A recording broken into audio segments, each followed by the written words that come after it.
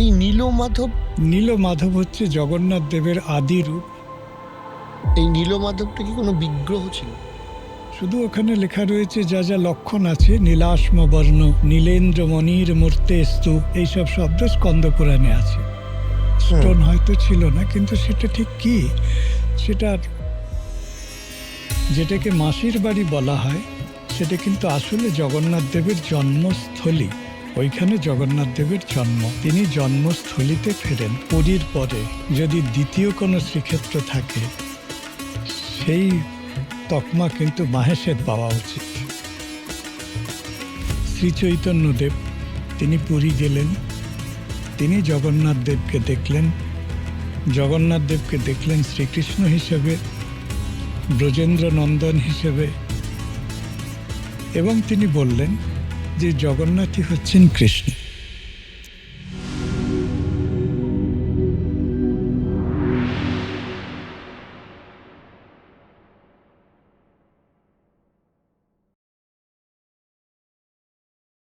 Sir, অনেক ধন্যবাদ নমস্কার। আসার জন্য। তার কারণ হচ্ছে বেশ কিছুটা সন্ধে করেই আপনাকে আমরা ইনফর্ম করেছি এবং আপনি সঙ্গে সঙ্গে আমাদের সময় দিয়েছেন, এটার জন্য আমরা সত্যি কৃতজ্ঞ। আমি যে বিষয়টা নিয়ে আমি কথা বলার জন্য খুব উৎসাহী, এবং বেসিক্যালি ব্যক্তিগতভাবে আমিও শ্রীরামপুরের ছেলে। আমাদের এখানে রথযাত্রা বা জগন্নাথ দেব বা তার পূজা, সেটার একটা বিশাল বড় কালচার রয়েছে।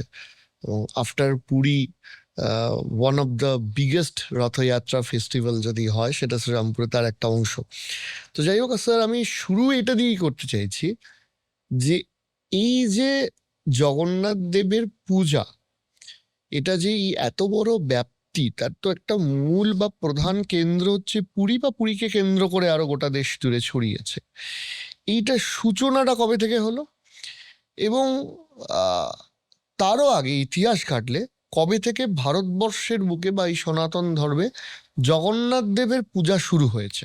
জগন্নাথ দেবের যে বর্তমান মন্দির, উড়িষ্যার পুরীর মন্দিরকে ধরে আমরা যদি বিচার করি, এই মন্দির দ্বাদশ শতকে তৈরি। 1200 শতাব্দীতে। হ্যাঁ, দ্বাদশ শতকে তৈরি। এর আগে শ্রী জগন্নাথ দেব শবররাজ বিশ্বাবসুর দ্বারা পূজিত হতেন। সেটা পাহাড়ে, সেটা অরণ্য সংকুল অঞ্চলে একা শবররাজ বিশ্বাবসু পুজো করতেন, গোপনে পুজো করতেন। গোপনে? গোপনে পুজো করতেন তার এই মানে, গোপন পুজোটা কি? গোপনে পুজো করতেন মানে যেহেতু একা করতেন, আচ্ছা আচ্ছা আচ্ছা। অনেক হুম। অনেকে সেখানে যেতেন না। যা বর্ণনা পাওয়া যায়, একক দ্বারা পূজিত, একক ভক্তের দ্বারা পূজিত তিনি শবররাজ বিশ্বাবসু। রাজা ইন্দ্রদ্যুম্ন তিনি খবর পেলেন যে মাধব, শ্রীকৃষ্ণ, বিষ্ণু তত্ত্ব, তিনি নীলমাধব রূপে পূজিত হচ্ছেন। তিনি সেই বিগ্রহ, সেই দেব ও তত্ত্ব পুরীতে নিয়ে এলেন। এই যে পুরীতে আসা, তার জন্য বিদ্যাপতির গল্প। বিদ্যাপতিকে তিনি প্রেরণ করলেন, তিনি গেলেন, এসে খবর দিলেন। রাজা বিশ্বাবসু শ্রী জগন্নাথকে একা পূজা করতেন। তার নাম ছিল নীলমাধব। সেই নীলমাধব চলে আসেন পুরীতে। পুরীতে এসে সম্ভবত নীলমাধবকে প্রথমে গুহাতে রাখা হয়েছিল। কেন, ওই যে নীলাচল সম্ভবত গুহা, কোনো একটা গুহাতে রাখা হয়েছিল। এই যে নীলাচল গুহা বাসম, এই নীলমাধব, নীলমাধব হচ্ছে জগন্নাথ দেবের আদি রূপ। মানে জগন্নাথ সংস্কৃতিকে আমরা কালচারাল স্টাডিজের দিক থেকে দুটো ভাবে দেখি। একটি হচ্ছে পুরী, যেখান থেকে ব্রাহ্মণিকাল পদ্ধতিতে পুজো এবং আরো অনেকগুলো পদ্ধতিতে জগন্নাথের পুজো হয়। এটা একটা রয়্যাল কোর্ট, রাজ পরিসরে পুজো। এই নীলমাধবটা কি কোনো বিগ্রহ ছিল? নীল মাধবটা এক্স্যাক্টলি কি ছিল সেটা জানা যায় না। আচ্ছা। কেমন দেখতে ছিল, কোনো একটা ব্লু স্টোন হতে পারে, কোনো ব্লু স্টোনের কোনো বিগ্রহ হতে পারে। সেইটা কি ছিল সেটার কোনো রেকর্ড নেই বা সেটা কোথাও প্রিজার্ভড আছে এমনটা শুনিনি। হুম। নীলমাধব নামটা পাওয়া যায়, শুধু ওখানে লেখা রয়েছে যা যা লক্ষণ আছে, নীলাশ্ম বর্ণ, নীলেন্দ্র মণির মূর্তেস্তু, এইসব শব্দ স্কন্দ পুরাণে আছে।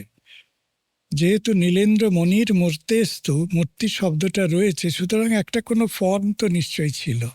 একেবারে স্টোন হয়তো ছিল না, কিন্তু সেটা ঠিক কি সেটা আর পাওয়া যায় না, আমার অন্তত জানা নেই। তারপরে এখানে এসে জগন্নাথ দেবের বিগ্রহ তৈরি হলো। এটা 1200 সালে।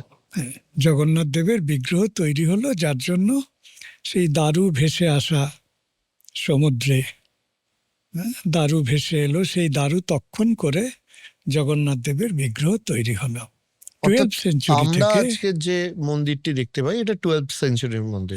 12th সেঞ্চুরির মন্দির। এটাকে আমরা একটা সময়ের একটা মানে পয়েন্ট অফ টাইম ধরে নিয়ে আমরা তার মানে হিস্টোরিক্যাল কাজকর্মগুলো করি। করছেন। এবার রথযাত্রার যে কালচারটা, সেটা কি এই 12th সেঞ্চুরি থেকেই শুরু হলো নাকি রথযাত্রাটা পরে কনসেপশনটা না, এসেছে? রথযাত্রার সংস্কৃতিটা আর একটু পরে শুরু হয়েছে। আর একটু পরে শুরু হয়েছে জগন্নাথ দেবের মানে রেকর্ডেড আর কি। হুম। জগন্নাথ দেবের তাঁর তো নানান রকম লীলা আছে, এবং তিনি জগন্নাথের যে মূল মন্দির দ্বাদশ শতকে প্রতিষ্ঠা হয়েছে, সেই মূল মন্দির থেকে রত্নবেদী থেকে তিনি রত্নবেদীতে অধিষ্ঠান করেন। রত্নবেদী থেকে তিনি যান গুন্ডিচা ধামে। তিনি যান। গুন্ডিচা ধামে, ওকে। গুন্ডিচা, যেটাকে মাসির বাড়ি বলা হয়, সেটা কিন্তু আসলে জগন্নাথ দেবের জন্মস্থলী। ওইখানে জগন্নাথ দেবের জন্ম। তিনি জন্মস্থলীতে ফেরেন। আতুর আচ্ছা। ঘরে আমাদের যেমন জন্ম হয়, জগন্নাথ দেবের যেখানে জন্ম তিনি সেখানে যান। এই যাত্রাটা হচ্ছে তার রথযাত্রা। এই জন্মস্থলীটা কি রিচুয়াল নাকি ওখানেই জগন্নাথ দেবের মানে যে বিগ্রহ সেটা তৈরি করা হয়েছিল বা এরকম? ওখানেই বিগ্রহটা তৈরি করা ওখানে হয়েছিল। বিগ্রহ তৈরি হয়েছিল, তাহলে এই বিগ্রহ তৈরি হয়েছিল। রথযাত্রার কালচারটাই পুরী থেকেই শুরু হলো। রথযাত্রার কালচার অনেক আগে থেকে ছিল, মানে রথের কনসেপ্ট রথের কনসেপ্ট অনেক আগে জগন্নাথ থেকে দেবের ছিল। রথযাত্রার যে কিন্তু concept। জগন্নাথ দেবের রথযাত্রার যে বিশেষতা, হুম। একটা পরিপূর্ণ টোটাল একটা ইন্টিগ্রেটেড কালচারাল কমপ্লেক্স, হুম।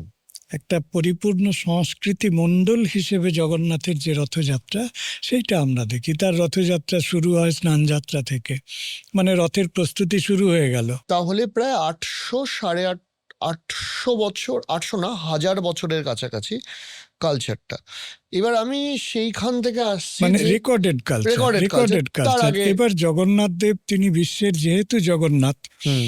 সুতরাং বিশ্ব যেদিন থেকে প্রতিষ্ঠিত, তিনি জগতের নাথ। জগৎ যেদিন থেকে প্রতিষ্ঠিত সেদিন থেকে আমাদের ফিলোসফিক্যালি এটা বিশ্বাসের প্রশ্ন। ডেফিনেটলি। কিন্তু আমরা রেকর্ডেড যদি বলি, মানে প্রামাণিক বিষয়ের উপরে, নথির উপরে ভিত্তি করে যদি বলি, তাহলে স্কন্দ পুরাণ, মন্দির, এইগুলো ধরে ধরে হচ্ছে।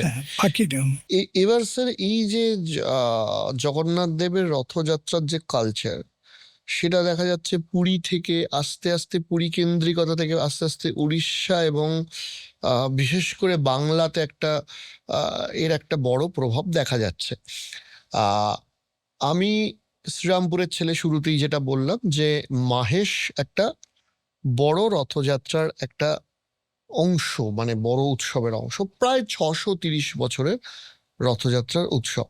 শ্রীরামপুর সম্পর্কে যে কথাটা আমি সব জায়গায় বলতে চাই, সেটা হচ্ছে শ্রীক্ষেত্র। হুম। পুরীর পরে হুম। যদি দ্বিতীয় কোনো শ্রীক্ষেত্র থাকে, সেই তকমা কিন্তু মাহেশের পাওয়া উচিত। এবার স্যার এই যে রথযাত্রা পুরী থেকে বাংলা জুড়ে যে শুরু হচ্ছে, এই সময়কালটা আমরা কিভাবে পাচ্ছি? আচ্ছা, জগন্নাথ দেবের রথযাত্রা এবং জগন্নাথ সংস্কৃতি, শুধু রথযাত্রা না, জগন্নাথ সংস্কৃতির সঙ্গে রথটা রয়েছে। তো তো জগন্নাথ দেবও গেছেন, রথও গেছেন। জগন্নাথ দেবের যা কিছু, জগন্নাথ সংস্কৃতি পরিমণ্ডলে যা কিছু আছে সব সঙ্গে নিয়ে তিনি চলাচল করেন। আচ্ছা, দুভাবে জগন্নাথ সংস্কৃতি বাংলায় এসেছে। প্রথমত, ওড়িশার রাজারা বাংলার বেশ কিছু অঞ্চল একসময় অধিকার করেছিলেন। হুম তার মধ্যে বিষ্ণুপুর, বাঁকুড়া, বাঁকুড়ার তুঙ্গভূম একটা। তুঙ্গ রাজারা সেখানে জগন্নাথ মন্দির প্রতিষ্ঠা করেছিলেন। সেই মন্দির এখন নেই। আমাদের ওই বাঁকুড়া বিষ্ণুপুরের ওখানে শ্যামকুণ্ড যেখানে আছে, ওখানে একটা জগন্নাথ মন্দিরের বুনেদ, ভিতটা রয়েছে। মন্দিরটা নেই, মন্দির ভেঙে গেছে আর কি। ভিতটাই দেখা যায়, স্থানীয় মানুষরা চিহ্নিত করেছে এটি জগন্নাথ মন্দির ছিল। আমাদের এই যে মুক্তিতীর্থ ঘাট, ত্রিবেণী পর্যন্ত ওড়িশার রাজারা রাজ্য বিস্তার করেছিলেন। হুম ত্রিবেণীতে এখন বেশ কয়েকটি জগন্নাথ মন্দির আছে, কিন্তু বহু পুরনো একটি জগন্নাথ মন্দির ত্রিবেণীতে ছিল। সেই বিগ্রহটাও এখন নিকটবর্তী একটা শিব মন্দিরে পাওয়া যাবে। সে বিগ্রহ আমি দেখেছি, একদম টিপিক্যাল পুরনো দিনের ঘরানার, ওড়িশি ঘরানার জগন্নাথের আইকনোগ্রাফিক ফিচার তার মধ্যে রয়েছে। আমি যে সময় দেখেছিলাম তখন মানে তার অঙ্গরাগ সব নষ্ট হয়ে গিয়েছে। এতদিন পরে সেটা কি হয়েছে জানি না। আমি 1909, 10, 11, 2009, 10, 11 এই সময় সার্ভে করেছিলাম, তখন দেখেছি। তো জগন্নাথ দেব এসেছেন অনেক আগে রাজাদের মাধ্যমে। দ্বিতীয় বড় ফ্যাক্টর হচ্ছে শ্রী চৈতন্য মহাপ্রভু। শ্রী চৈতন্য দেব তিনি পুরী গেলেন, তিনি জগন্নাথ দেবকে দেখলেন।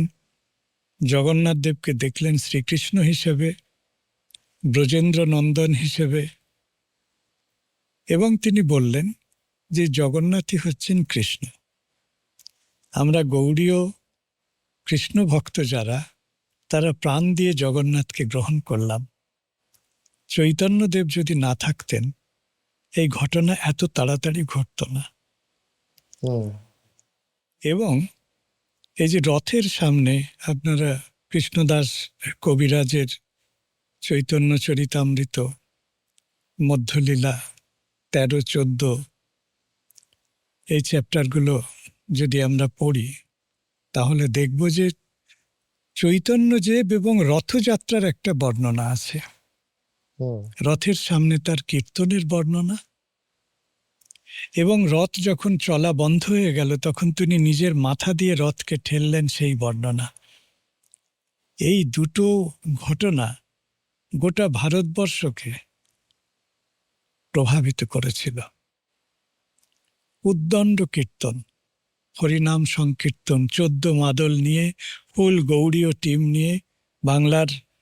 এবং চৈতন্যদেব শুধু ভক্তিধর্ম, ভক্তি আন্দোলন না, পারফর্মিং আর্টের ক্ষেত্রে, হুম বিশেষ করে সঙ্গীত, বিশেষ করে নৃত্য, বিশেষ করে কীর্তনের সঙ্গে যে বাজনা, মিউজিক্যাল যে ইনস্ট্রুমেন্ট, হ্যাঁ, তার মধ্যে খোল, মৃদঙ্গ, করতাল ইত্যাদি ইত্যাদি সমস্ত মিলিয়ে যে একটা সাংঘাতিক রকমের উথাল পাথাল করা কীর্তন করা যায়।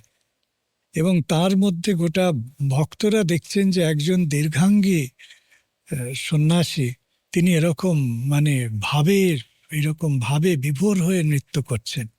এই যে ছবিটা, তার এই যে ভিজুয়াল টেক্সট তৈরি হচ্ছে, একটু কল্পনা করুন ওই রকম রথের সামনে চৈতন্য মহাপ্রভু নৃত্য করছেন। সেটা যারা দেখছেন, কে দেখছেন? প্রতাপরুদ্র দেখছেন। সারা ভারতবর্ষ থেকে যত ভক্তরা এসেছে তারা দেখছেন।